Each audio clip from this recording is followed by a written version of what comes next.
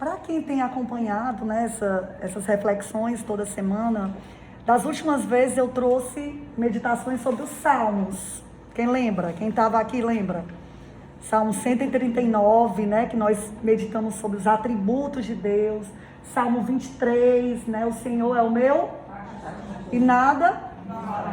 Pronto. E hoje eu trouxe mais um salmo, Salmo 51. Mas antes da gente ler, vamos contextualizar, né? Vocês sabem quem escreveu os salmos, a maioria dos salmos, inclusive o Salmo 51? Davi. E quem foi Davi? Um rei de Israel, né? O mais importante rei de Israel. Ele era um pastorzinho de ovelhas, né? Quando Deus chamou para ele ser rei em Israel. E ele foi um homem que tinha muita comunhão com Deus, que teve muita comunhão com Deus. Foi chamado de um homem segundo o coração de Deus. Tamanha era a intimidade que ele tinha com Deus. Mas é interessante que, diferente das autobiografias, né, que sempre enaltecem as virtudes e omitem os defeitos, a Bíblia não faz isso. Porque ela é a verdade. Ela vai falar as virtudes, mas ela vai falar os erros. E nós vamos aprender hoje com um grande e gravíssimo erro de Davi.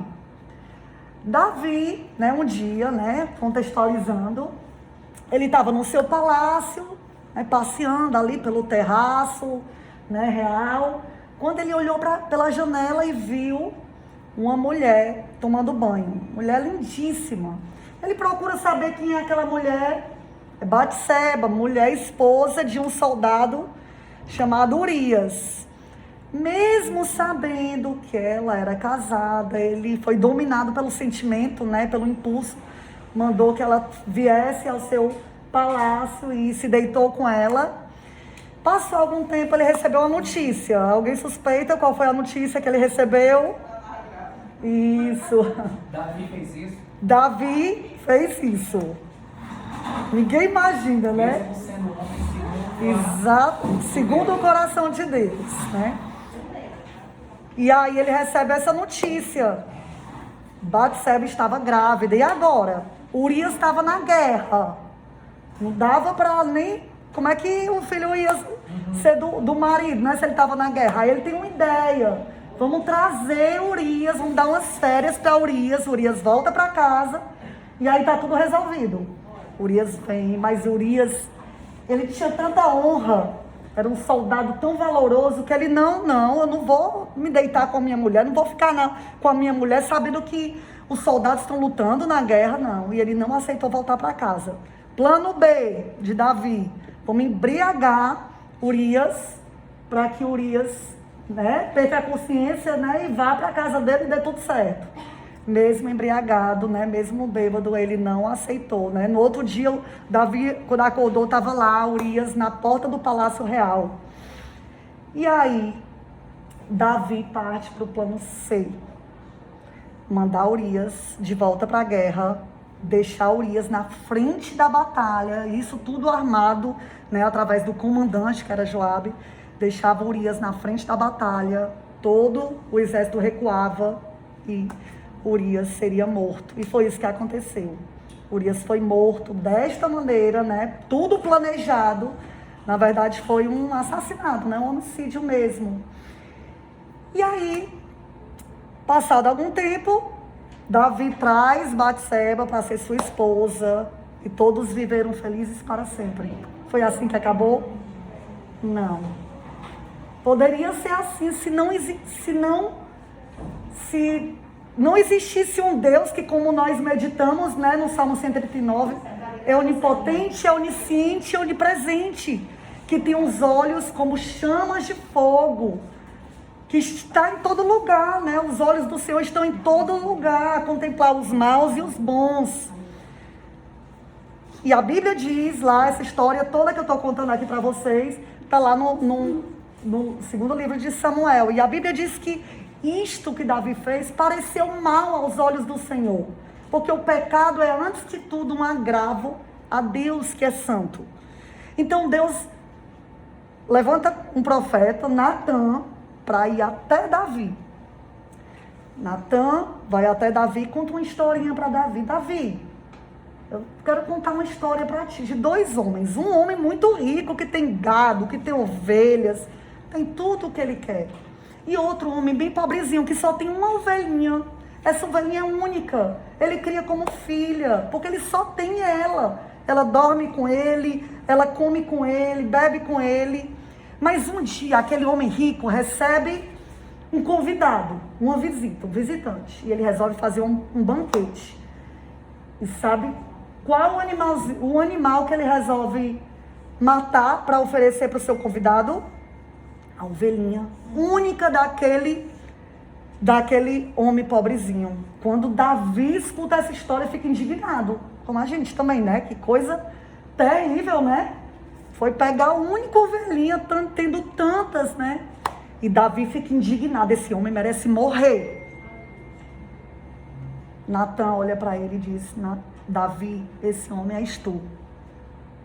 Esse homem és tu. Aquela história era para mostrar a gravidade do pecado de Davi. E aí ele cai em si e escreve esse salmo que você vai ler agora. Obrigado. Salmo 51.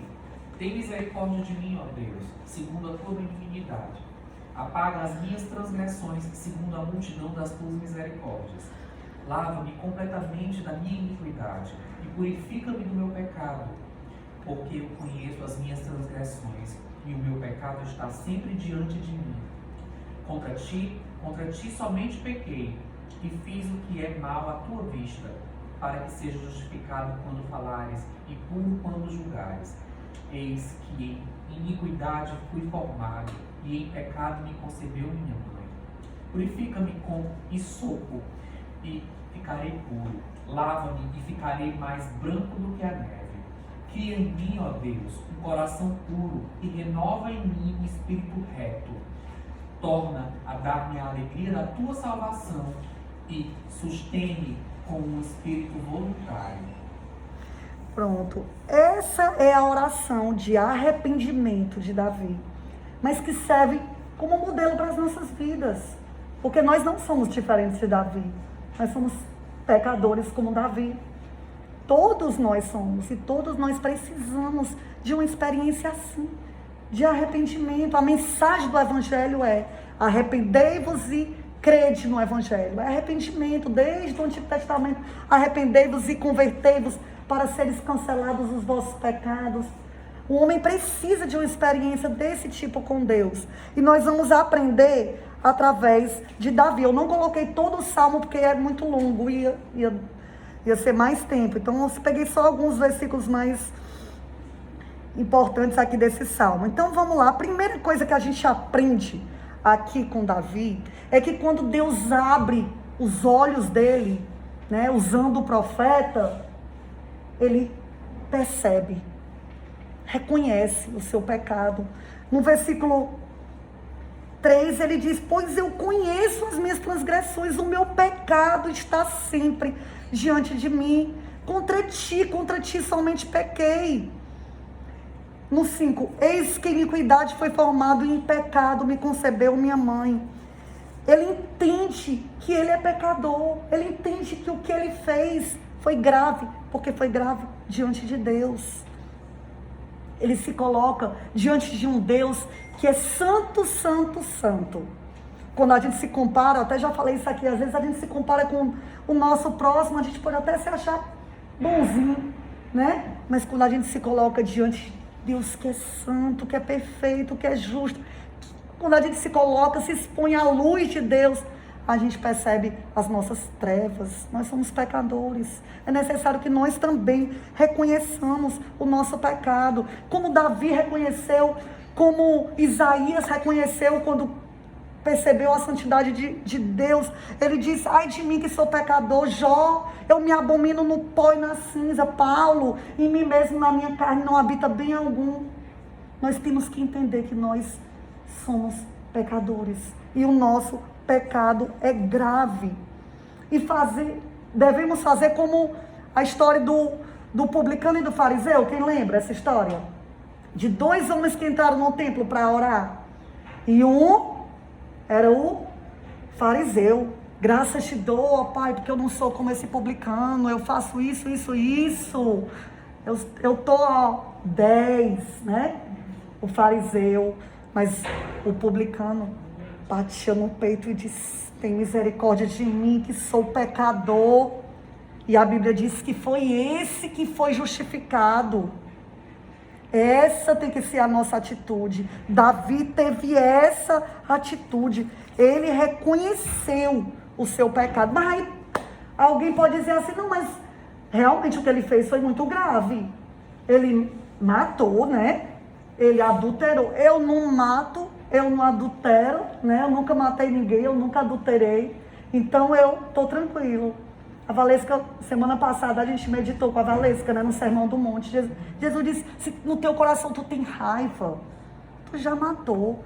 Deus não olha a atitude, Deus olha o nosso coração. E quando Deus olha o nosso coração, Ele vê que há mal, que há pecado no nosso coração. Não há um justo, nenhum sequer. As nossas boas obras são como trapos de imundície, diz a Bíblia. E é necessário que a gente reconheça isso. É necessário que a gente reconheça que a gente está doente espiritualmente. Jesus disse: as pessoas saudáveis não precisam de médico. Quem está muito bem não vai para o médico, né? Mas os doentes. Eu não vim buscar justos, mas pecadores ao arrependimento.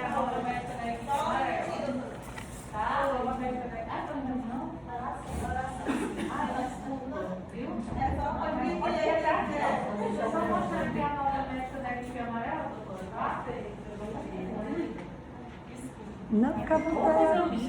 Todo mundo aqui. Inveja bronca, doida para participar. A doutora Virgínia, nova médica da equipe amarela, tá certo? Seja bem-vinda. Somos profissional, um dos profissionais da unidade, tá? Depois a gente se apresenta, né?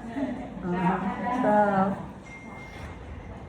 Esse é o primeiro passo, né? Para essa experiência, foi o que Davi fez, né? Agora, a segunda coisa que Davi fez foi apelar para a misericórdia de Deus. Como é importante, porque se Davi tivesse ficado só com aquele sentimento, os psicólogos estão aqui, né, e podem até me ajudar nisso, aquele sentimento de culpa, para ele poderia ter caído numa depressão profunda, não é? Ele poderia ter se arruinado naquele sentimento, culpa, né, pecado que eu fiz, né? Mas ele buscou no lugar certo. No versículo 1, tem misericórdia de mim, ó Deus, segundo a tua misericórdia, tua benignidade, apaga as minhas transgressões, segundo a multidão das tuas misericórdias. Ele buscou no lugar certo. Ele reconheceu que ele tinha um problema, mas ele buscou no lugar certo. Ele olhou para a misericórdia de Deus, para o amor de Deus, para a graça de Deus. E esse amor, ele foi provado de uma maneira máxima na cruz do Calvário. Quando Deus glorioso, quando esse Deus santo, santo, santo, se fez homem, veio a esse mundo e morreu, derramando sangue por nós. Ali, Deus provou o seu amor. Porque Deus prova o seu amor para conosco, diz a Bíblia, pelo fato de Cristo ter morrido por nós, sendo nós ainda pecadores. Nós somos pecadores mesmos, mas Deus não levou isso em consideração, não. Ele não resolveu vir a esse mundo porque a gente era bonzinho, não. Ele sabe que a gente é pecador. Mas foi o amor dele, foi a misericórdia, foi a multidão, como Davi diz aqui, a multidão das suas misericórdias que o levou a fazer isso. Em terceiro lugar, Davi reconhece o seu pecado. Ele apela para o amor de Deus, para a graça de Deus, para a misericórdia de Deus. Mas ele percebe que alguma coisa tinha que acontecer aqui, ó, no coração dele. Alguma coisa. Ele estava sujo. Ele era um pecador e que precisava de algo sobrenatural aqui no coração dele, que nós precisamos também. E aí ele diz lá no versículo 2, lava-me completamente da minha iniquidade, purifica-me do meu pecado. E no 7 e 10, purifica-me com esopo e ficarei puro, lava-me e ficarei mais branco do que a neve. Cria em mim, ó Deus, um coração puro e renova em mim o espírito reto. Percebendo que ele estava sujo, ele vai a Deus e diz: Senhor, me limpa. Eu estou sujo, mas eu sei que se tu me limpar, se tu me purificar, eu vou me tornar mais alto do que a neve. E é isso que Jesus faz com a nossa vida. E o sangue de Jesus, o sacrifício de Jesus é tão perfeito que a Bíblia diz: e o sangue de Jesus, seu Filho, nos purifica de todo o pecado. Do pecado do adultério de Davi, do pecado do homicídio de Davi, de todos os nossos pecados. O que Jesus fez na cruz é suficiente para nos perdoar, nos purificar e nos transformar. Porque ele diz: me dá um novo coração, cria. Não sou eu que vou criar, é o Senhor, é algo sobrenatural. Cria, Senhor. Um coração puro. Meu coração é pecador, é sujo, mas cria um coração puro. E é isso que Deus quer fazer com cada um. É tirar o coração de pedra, o coração sujo, o coração duro, e nos dar um coração de carne. Essa experiência que Jesus fala que é o novo nascimento, aquele que está em Cristo, nova criatura é. As coisas velhas já passaram, eis que tudo se fez novo. E isso acontece quando Deus cria em nós um novo coração. Não é uma adição, não é algo mais, não é uma reforma. É uma nova criação. É isso, esse milagre que Deus fez na vida de Davi, Deus quer fazer na vida de cada um. E para terminar, né, o resultado dessa experiência, no versículo 12, quem pode ler esse último versículo? Torna a dar-me a alegria da tua salvação e sustém-me com o espírito voluntário.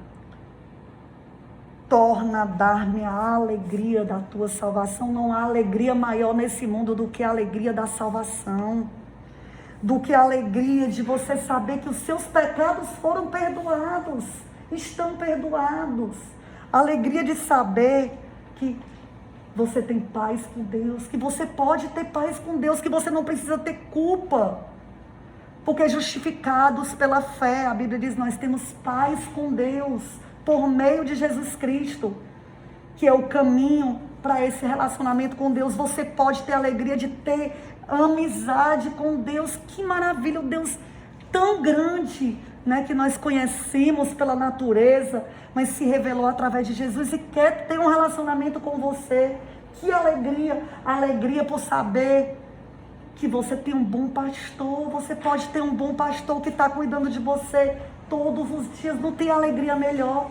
E a alegria de saber que o seu nome está escrito no livro da vida. Uma vez, eu acho tão interessante essa passagem, os discípulos de Jesus tinham saído numa missão, né, para evangelizar, curar pessoas, né, fazer a obra de Deus, com Jesus aqui ainda, né? E eles voltaram muito felizes por isso. Senhor, nós expulsamos demônios em teu nome. E Jesus disse: não se alegre com isso não, porque vocês têm poder sobre os demônios, né, sobre os espíritos maus. Mas se alegre porque o nome de vocês está escrito no livro nos céus. A alegria de saber que você pode ter essa salvação, porque você é bom não, a gente é pecador, mas porque Jesus pagou alto preço para nos salvar. E esta salvação, ela é oferecida a todos. E essa oração, né, de Davi é um modelo para as nossas vidas, né? Jesus, ele quer nos dar essa alegria, a alegria da salvação, mas é necessário, em primeiro lugar, reconhecer que nós não somos diferentes de Davi, nem melhores e nem piores. Nós somos tão pecadores quanto ele. Mas Davi, ele tinha um desejo. Por isso que ele foi chamado de homem segundo o coração de Deus. Ele era pecador. Ele errou feio, não foi feio o que ele fez. A gente nem imagina, né? Quando a gente ouve as histórias de Davi, né? Davi com Golias, né? O gigante, as crianças adoram essa história. A gente não imagina. Mas ele tinha um coração desejoso por Deus. Isso que importa. E aí, ele reconheceu o seu pecado. Ele foi pelo caminho certo. Ele reconheceu o seu pecado. Buscou no lugar certo, no amor de Deus, na graça de Deus. foi transformado e passou a ter a alegria da salvação. Que esse modelo de Davi, o que aconteceu com Davi, possa nos servir como inspiração. Cada um de nós precisa passar por uma experiência como Davi passou. E agora vamos cantar uma música que fala sobre isso. Logo eu, né, tão pecadora, mas Deus nos amou, mesmo sendo nós pecadores.